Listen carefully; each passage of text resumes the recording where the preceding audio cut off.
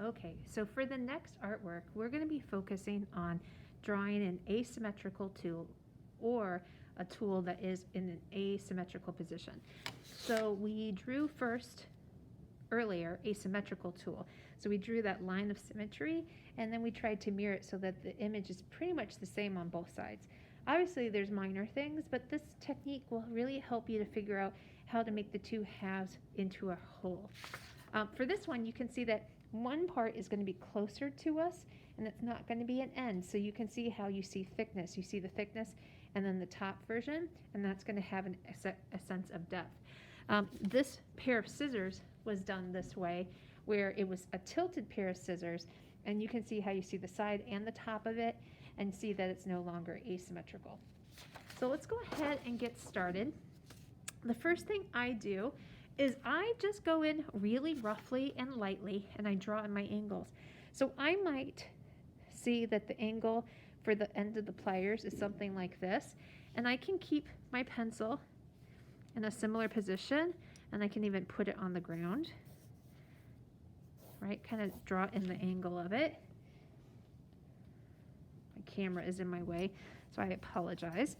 I didn't like that. I'm going to go ahead and use my eraser. I'm going to let you use your eraser for this part so that you can ensure that it looks right.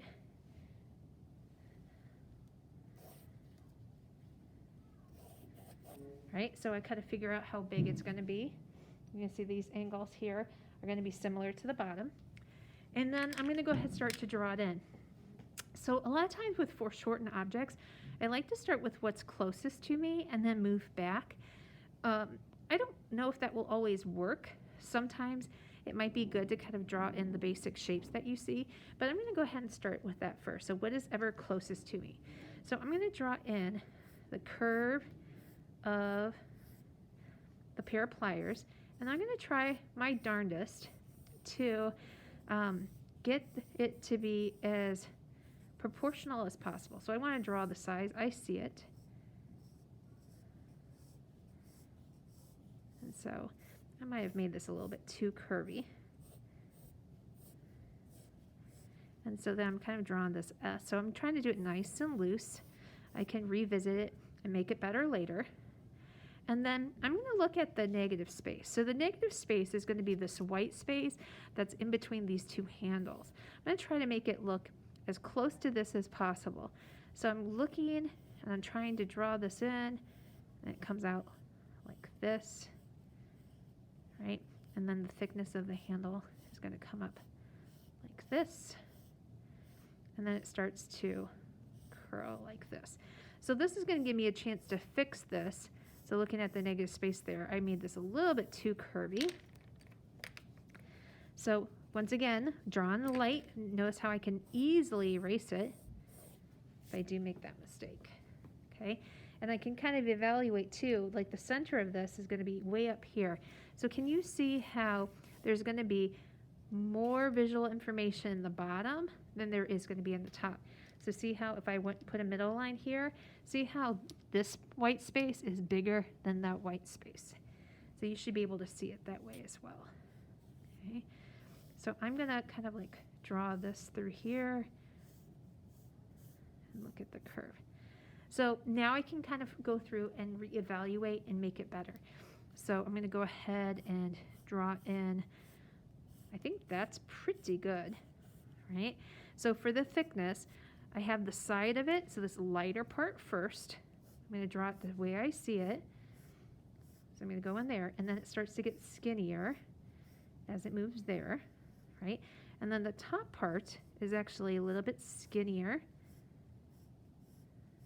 And then it starts to get wider as it becomes this top section there. Okay, and then I'm going to do the same thing here. I'm going to go through here, darken it just a little bit. So now I have the top thickness, so it's really skinny and narrow.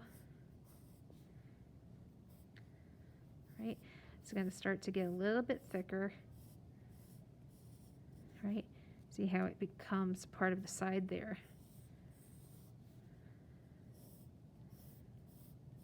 So I'm going to go ahead and make this a little bit skinnier here so the handle makes sense. So I'm going to use my eraser and fix it all up. Okay, so then let's go ahead and start working on this head of the screwdriver. So I'm going to go ahead, look at and reevaluate this part here. It comes down, right? So this is the thickness here.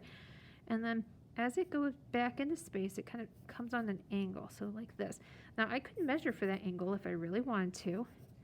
And so this pincher is going to be like the thickness of it. It's going to come like this. And then maybe I would just kind of draw in where these teeth are going to be. I can put the individual teeth in later. I'm going to add in my curve. So this part kind of lined up with that curve. And then once again, I'm going to look at the negative space. What does that white space look like here? It's pretty close. We have the other part, so that little 90-degree angle part. So this angle, right?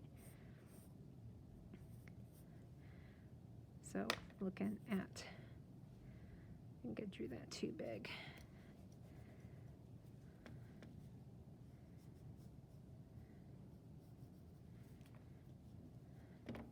Right, so I've simplified this groove part so far. And I'm just going to have this top part. So this is the top part. And then the thickness part comes straight down again. Same angle there. I'm going to have the thickness of the screwdriver head. And it comes out behind there. So then the thickness of this handle is going to be there. So I'll have to correct that too, right? Right? But see how it's not perfectly symmetrical anymore. So I'm going to go ahead and take some time. That screw is going to be right around here. And I'll end up putting the geometry in it. Give it the thickness. Notice that this is not a circle, it's an ellipse. And then I'm going to spend just a little bit of time adding the detail here. Right?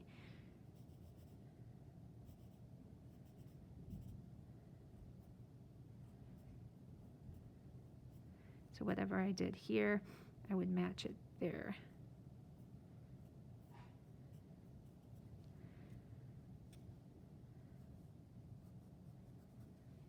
Okay. So it's not perfect, but it's pretty gosh darn close. That it has a lot of detail, and I can definitely see more than one side at a time.